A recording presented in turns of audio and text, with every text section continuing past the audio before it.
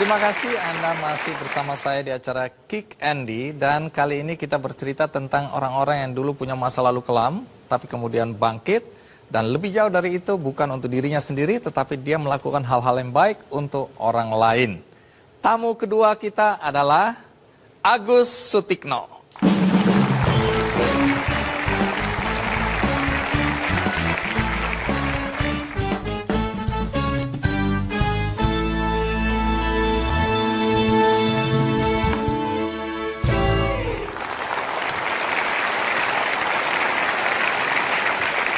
Agus Sutikno, Anda berasal dari Jawa Timur juga. Jawa Timur, Sokondi, Probolinggo. Probolinggo. Dimas Kanjeng taat pribadi. Wah. Baik, pekerjaan Anda sekarang apa ya? Pendeta. Tunggu, saya tanya baik-baik nih.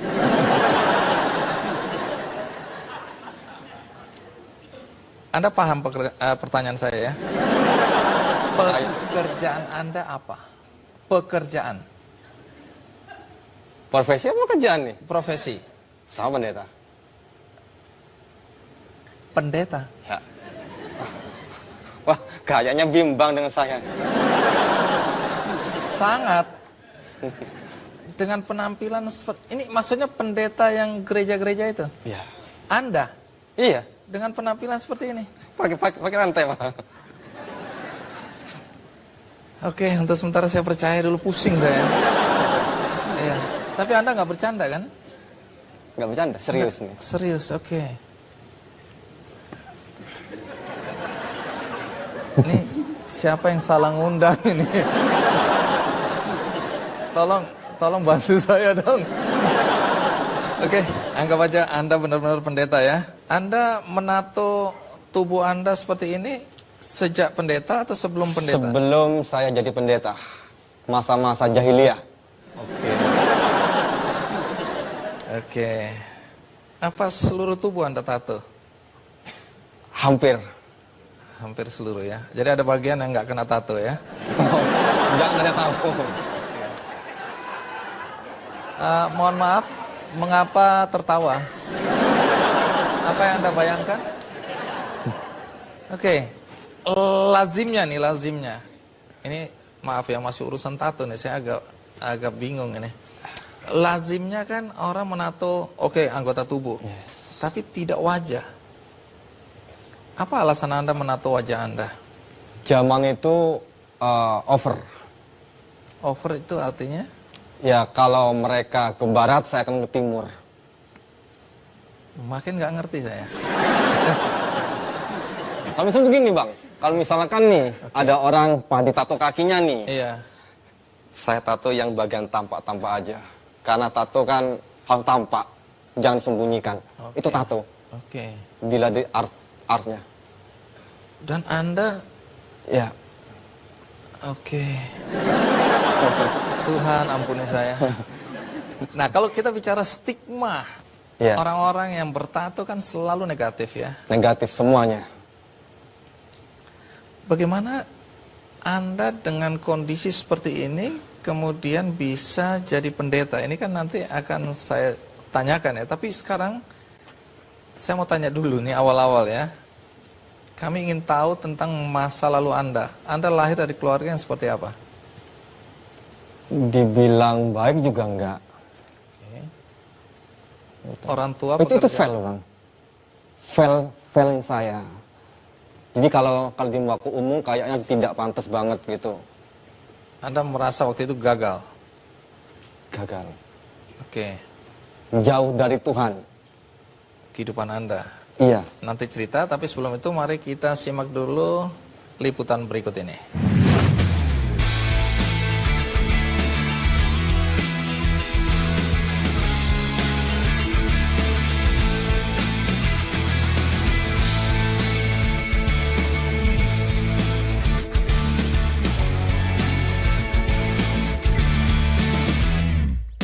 Jangan sesekali menilai seseorang dari penampilannya saja, karena belum tentu kita bisa lebih mulia daripada orang tersebut. Sepenggal ungkapan tersebut rasanya cocok jika kita sematkan kepada sosok yang satu ini.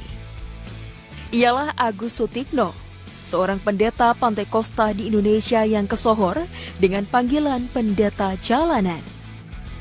Selama kurang lebih 14 tahun, Agus mendedikasikan hidupnya untuk berjuang membantu dan mengangkat derajat warga prasejahtera di kampung-kampung di kota Semarang, seperti di kawasan Tanggul Indah.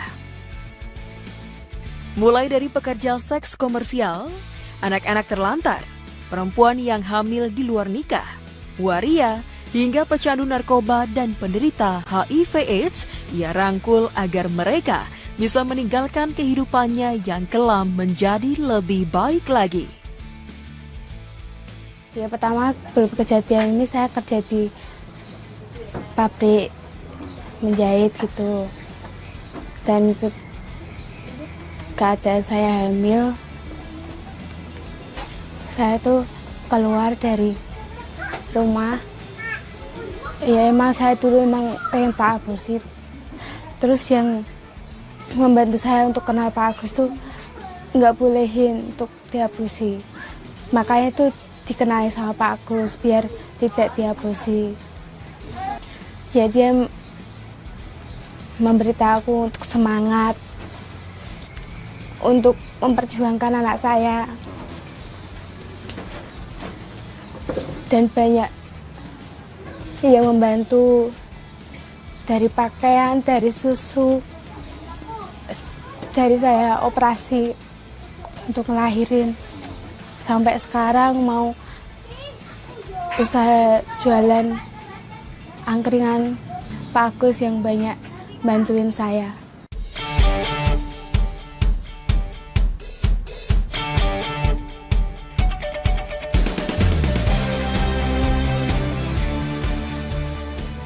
Saat ini, ada sekitar 150 anak-anak terlantar di Tanggul Indah yang mayoritas anak dari para pekerja seks yang dia bina melalui pendidikan. Bahkan, Agus pun rela mengeluarkan uang pribadinya untuk menyekolahkan sebagian anak-anak tersebut di sekolah formal. Karena bagi Agus, hanya dengan pendidikan anak-anak tersebut dapat hidup lebih baik ke depannya. Dulunya saya tidak bisa sekolah sampai ke jenjang tinggi. Lalu saya ketemu sama Om Agus, sharing sama Om Agus, saya ceritakan semuanya. Saya dibantu Om Agus sampai sekarang ini. Membiayai sekolah adik saya dan saya. Saya ingin berterima kasih sama Om Agus dan nyekolahin saya sampai ke SMA sampai sekarang ini. Kalau saya nggak ketemu Agus, mungkin saya tidak bisa sekolah sama adik saya sampai sekarang ini. Dalam menjalankan kegiatan sosialnya, Agus tidak pernah melihat agama dan suku kepada orang yang ia bantu. Semua ini ia lakukan tulus dan ikhlas demi menolong sesama. Meskipun banyak rintangan yang ia hadapi, selama melakukan kebaikan, Agus tidak pernah mundur sejengkal pun dan akan terus mengulurkan tangan untuk membantu sesama umat manusia.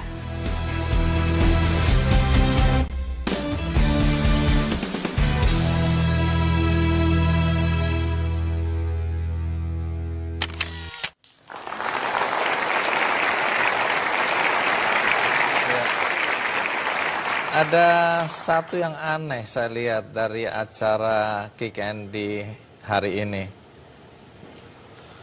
Tadi Cak Budi begitu melihat rekaman menitikkan air mata. Anda melihat rekaman mata berkaca-kaca. Saya bingung ini, wajah sangar, tapi hatinya lembut. Kenapa Anda tadi berkaca-kaca melihat tayangan tadi?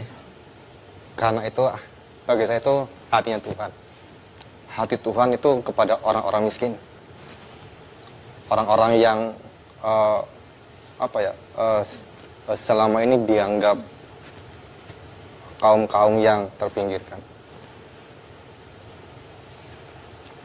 Anda dulu punya masa lalu yang gelap. Pengertian gelap di sini apa? Melawan Tuhan. Dengan melakukan apa? Semua hal. Dan Misalnya, itu fail. seberapa parahnya kehidupan Anda dulu? Bagi banyak orang saya parah. Tapi ketika aku ketemu Tuhan, semua berubah.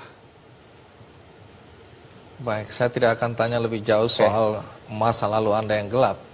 Yang membuat kami semua penasaran adalah bagaimana seorang pemuda dengan penampilan seperti Anda, tato hampir di seluruh tubuh, bisa diterima oleh gereja menjadi pendeta. Nanti Anda jelaskan prosesnya ya. Oke. Tapi sebelum itu, tentu saja kita rehat, ikuti terus Kick Andy. Aku duduk sama seorang wanita pakai tank top, Iya. pakai rok mini, Iya. blaze on, ya kayak gitu-gitu, ya pastilah.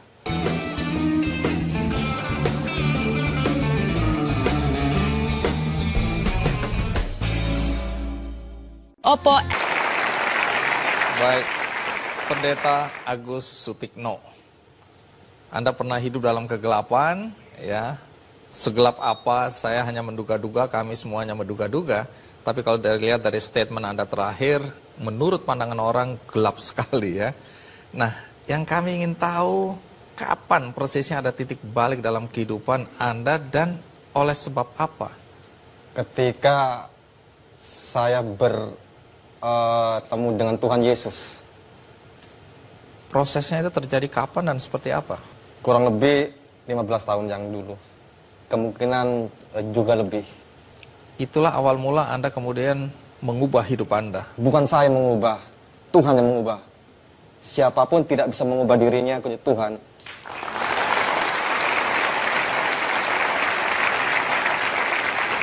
Sesudah itu Anda sempat nggak sekolah Alkitab pada Sekolah. teologia? Ya, Anda belajar itu. ya. Bagaimana reaksi teman-teman sekelas Anda, orang yang Aneh. mengajar Anda, orang seperti Anda tiba-tiba belajar Alkitab? Aneh. Karena yang masuk kampus itu 99% adalah anaknya seorang pendeta semua. Hampir semua. Cuman saya. Dan saya satu-satunya siswa atau mahasiswa yang tidak sampai hari ini dipraktekkan. Gereja menolak. Karena penampilan Anda. Iya. Lalu apa yang Anda lakukan untuk mengubah stigma itu atau mengubah pandangan negatif orang terhadap Anda? Bang, begini, biasanya kan seorang pendeta itu ada tengah-tengah gereja. Hampir semuanya pakai jas, pakai dasi. Bajunya rapi, pakai minyak rambut. Kenapa nggak mau berubah? Kan citra itu bagi seorang pendeta ya seperti itu. Rapi, neces, bersih, nggak. Ya kalau tato sudahlah. Ya, Kan bisa Anda potong rambut. panggilan Tuhan beda, misi Tuhan Apa bedanya? beda. Jadi hatinya Tuhan itu ada di tengah-tengah orang-orang yang miskin, yang tertindas. Jadi Anda memilih melayani masyarakat Ya. kalangan bawah, masyarakat Pinggirkan. pinggir yang terpinggirkan. Di daerah mana tadi? Itu di daerah Tanggul Indah, Bagaimana kondisi masyarakat di sana? lokalisasi liar.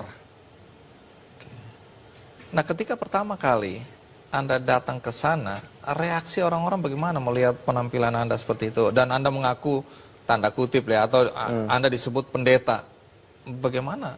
Tidak pernah mengaku kepada siapapun, tidak perlu diekspos seorang pendeta. Cukup saya dan Tuhan yang tahu.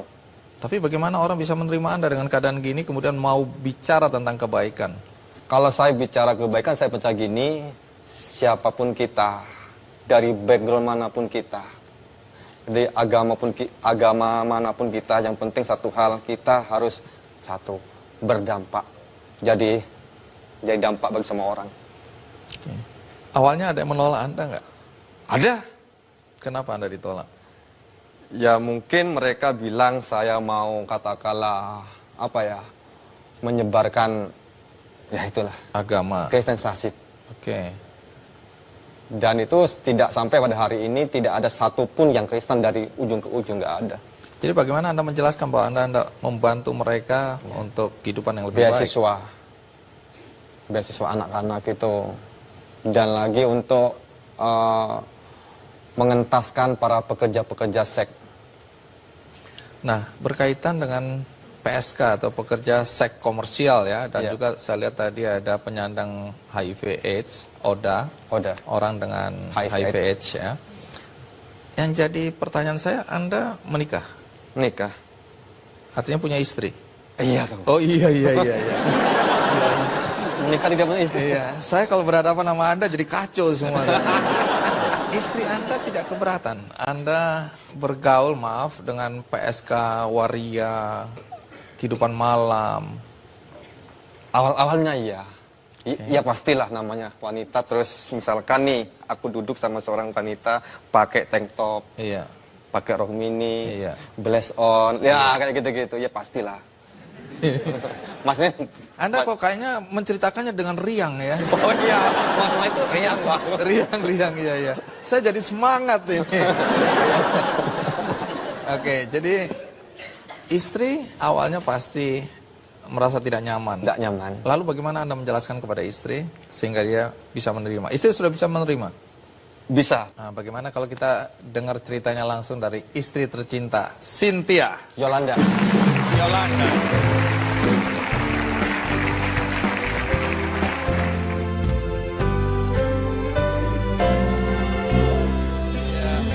Terima kasih.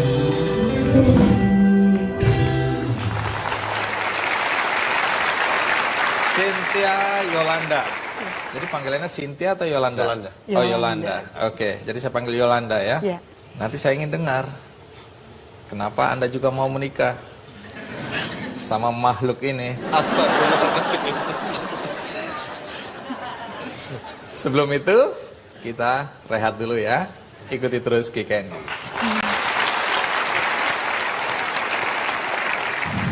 Kalung emas 10 gram. Iya, silakan diterima.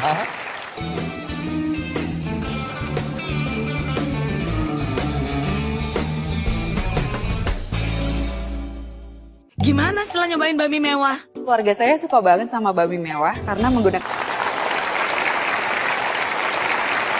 Baik, kita lanjutkan kembali lagi kepada Pendeta Agus dan istri tercinta Yolanda. Tadi belum selesai nih pertanyaannya.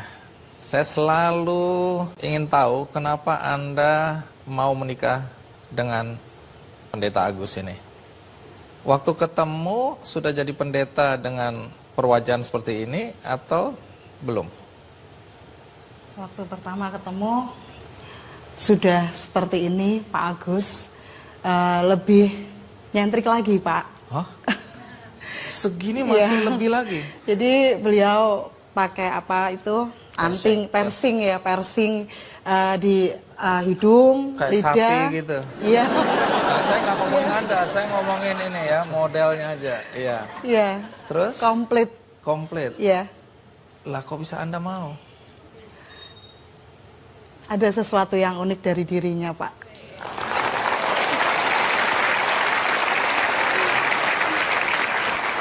Tapi jujur, apa yang Anda kagumi dari Mas Agus ini? Pada awalnya saya takut. Oh, saya aja sampai sekarang takut. Iya. Jujur, ini jujur ini ya. Sampai detik ini aku takut. Pada awalnya takut. Pada awalnya takut. Setelah kami kenal hanya singkat 3 bulan. Pada saat itu, saya melihat sosok dari Pak Agus itu, saya ingat waktu pertama saya ketemu Pak Agus itu, kami istilahnya kencan pertama ya Pak ya. Pergi keluar jadian hari pertama gitu. Anda ditembak lah ya. Iya. Kami makan di suatu tempat di daerah Simpang 5 Semarang itu, di pinggiran itu tiba-tiba ada seorang anak ngamen. Dan pada saat itu Pak Agus tuh waktu dia minta uang, minta uangnya gitu. Dan Pak Agus bilang, "Kowe butuh duit piro? Duduk dulu di sini makan dengan kami." Di situ rasa hati saya lepas, seperti saya tuh dicelikan kembali gitu, bahwa di bawah situ, di luar sana banyak sekali anak-anak yang benar-benar membutuhkan. Jadi dari situ saya melihat, saya percaya bahwa saya memang dulu saya Di impian saya hanya ingin mendapatkan suami yang takut dengan Tuhan, yang dia bertanggung jawab atas semuanya.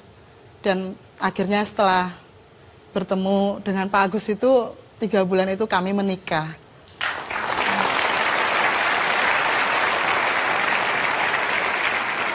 Setelah perjalanan waktu, kan sebagai pendeta yang disebut pendeta jalanan, Mas Agus melayani orang termasuk PSK. Bagaimana reaksi Anda pertama kali? Tadi bilang nggak bisa terima, tapi kenapa Anda kemudian bisa terima? Awalnya saya melihat itu, hati saya berontak. Karena nggak cukup dari awal pertemuan itu, ternyata menikah masih... waktu Pak Agus itu banyak di luar, dan saya melihat beberapa dengan PSK duduk di warung, di remang-remang.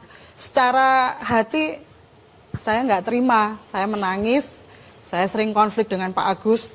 Tapi berjalan waktu, saya mendekati satu PSK itu, saya awal hanya ngobrol biasa. Di saat ngomong, ada satu hati yang menimbulkan cinta, sehingga saya lebih dekat dengan mereka, mereka menganggap saya sebagai orang tuanya mereka gitu.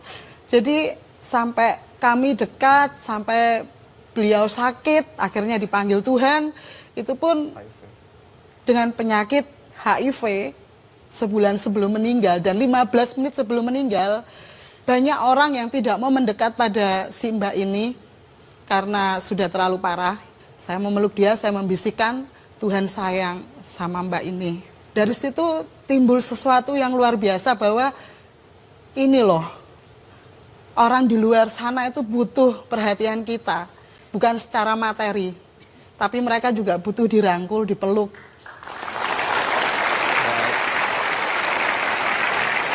Baik, di sini ada Mas Imam Prasojo, seorang sosiolog yang selalu memerhatikan apa yang terjadi di dalam masyarakat. Kali ini saya ingin sebagai sosiolog, Mas Imam, Anda memberikan komentar terhadap apa yang Anda saksikan tadi. Pendapat Anda sebagai seorang sosiolog. Pada saat saya melihat episode ini, saya bertanya-tanya, mereka berdua nih atau berempat begitu mudah menangis. Mereka begitu terlatih di hatinya.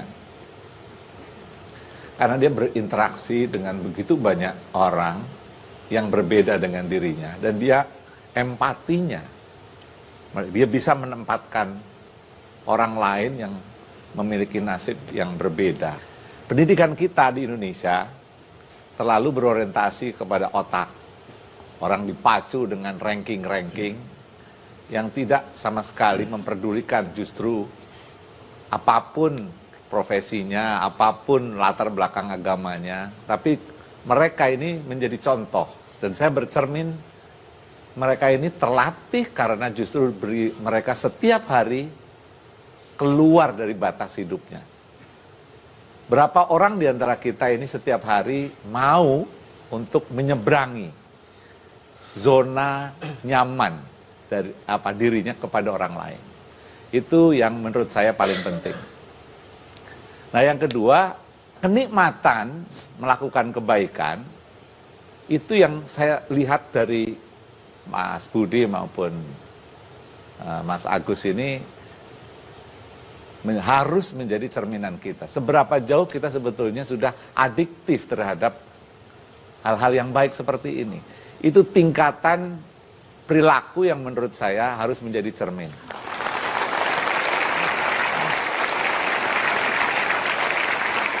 Satu poin lagi, dengan penampilan seperti ini, perlawanan terhadap stigma luar biasa. Pertama, melawan orang yang punya persepsi tertentu tentang tato. Perlawanan di dalam gereja sendiri. Perlawanan dalam keluarga sendiri. Tapi toh akhirnya, perilaku-perilaku substantif, kebaikan, yang ukurannya adalah orang yang pernah dilayani. Di situ kelihatan betul kualitas dari siapa orang seperti Mas Agus dan Mas Budi ini.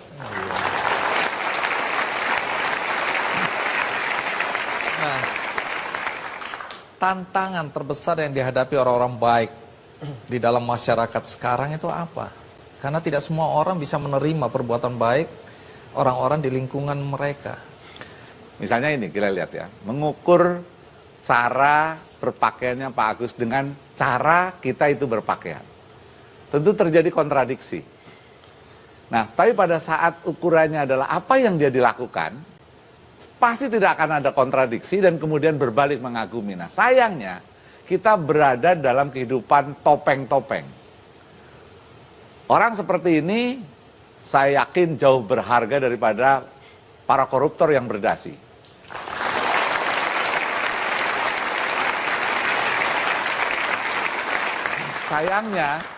Sayangnya topeng-topeng itu yang mencerminkan kebaikan itu terlalu dominan di dalam persepsi kita, dan kemudian pada saat yang sama orang yang berpenampilan berbeda terus kemudian orang malas untuk menggali siapa dia sebetulnya. Nah, sebetulnya perjuangan seperti Mas Agus ini adalah dia berupaya untuk melawan persepsi-persepsi yang ada di dalam masyarakat ini, dan dia berjuang sendirian. Baik, Mas Imam, terima kasih ya. Nah, kembali kepada Mas Agus dan Mbak Yolanda ya. Selain tenaga, pikiran, perasaan, ya, waktu yang sudah dikorbankan dalam kegiatan menolong sesama ini kan pasti ada uang, ada biaya. Boleh tahu bagaimana Anda berdua mengupayakan biaya jika ada yang membutuhkan biaya? Pertama, berdoa, Bang. Pertama, percaya dan percaya doa itu bisa bagi saya loh ya, ngubah sesuatu. Dan yang kedua, sampai hari ini selama 14 tahun saya tidak pernah menjalankan proposal. Tidak meminta-minta. Dan itu biayanya ada begitu saja. Saya tidak tahu dari mana. Atas kekuatan doa. Ya, ketika butuh, Tuhan siapkan. Karena Anda juga memberikan bantuan untuk pendidikan, macam-macam kalau saya lihat tadi semua. Beasiswa. Nah, tapi saya dengar pernah satu hari kalau nggak salah, perhiasan istri harus dijual ya, untuk biaya seperti itu. Jadi, Anda juga mengorbankan tanda kutip harta benda Anda berdua untuk membantu orang lain. Biasa kayak gitu. Bukan hal luar biasa. Wah, bagi saya luar biasa. Bagi sebagian orang pasti luar biasa. Di tengah kehidupan yang mungkin untuk kita sendiri belum cukup, kita sudah mau memberikan milik kita untuk membantu orang lain. Hari ini kita mendengarkan kisah Anda berdua, kami berterima kasih. Satu hal lagi, Bang. Iya. Harapan saya ini, di bumi Indonesia, khususnya di dalam kamus bahasa Indonesia itu tidak ada lagi kata marginal. Tidak ada lagi kata anak haram. Karena bagi mereka itu sakit ketika mereka disebut orang marginal, Pak Imam. Kemudian bagi teman-teman di sini, hal yang biasa, kau marginal, tetapi bagi mereka itu sakit. Mereka sudah sakit, tambah disakiti. Baik, di akhir acara ini, karena saya dengar perhiasannya waktu itu dijual dan belum kembali, maka sebuah kalung emas 10 gram. Iya, silakan diterima. Dan masih ada lagi, silakan dibuka sendiri. Apresiasi dana pelanggan Superindo rupiah 20 juta. Iya. Dan wakil dari Superindo, Pak Wirawan Winarto sudah ada bersama kita ya. Pak Wirawan. Nah, pertama tentu kami semua ingin tahu mengapa Superindo tergerak hati untuk mendukung apa yang dilakukan oleh Cak Budi dan istri serta Mas Agus dan istri. Superindo dalam hal ini bekerja sama dengan Yayasan Kick Andy Foundation ingin bersama-sama berbagi dan membantu sesamanya, terutama mereka yang miskin, yang kurang mampu, dan juga untuk anak-anak, khususnya pendidikan bagi anak-anak. Setelah mendengar kisah mereka, apa pendapat Anda? Luar biasa. Perubahan dari satu masa yang kelam tadi disebutkan, kemudian menjadi sosok yang bisa berguna bagi masyarakat sekitarnya, khususnya bagi mereka yang memang dibutuhkan. Menurut saya ini satu hal yang sangat luar biasa dan bisa menginspirasi kita semua. Tentu mewakili para pelanggan Superindo, Anda punya harapan terhadap apa yang Anda lakukan, yaitu berupa dukungan terhadap kegiatan mereka? Ya, harapannya bantuan itu bisa lebih luas lagi, mencapai orang-orang yang memang membutuhkannya. Baik, terima kasih Pak Wirawan. Dan di akhir acara ini saya hendak berbagi buku, judulnya Baper. Tapi bukan bawa perasaan, tetapi bawa perubahan. Penulisnya adalah Renald Kasali. Dan ini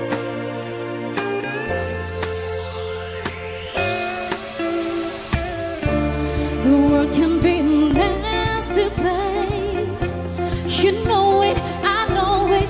Hey, hey. We don't have to fall from grace. Put down the weapons you fight with. Kill 'em with kindness. Kill 'em with kindness. Kill 'em, kill 'em, kill 'em with kindness. Kill 'em with kindness.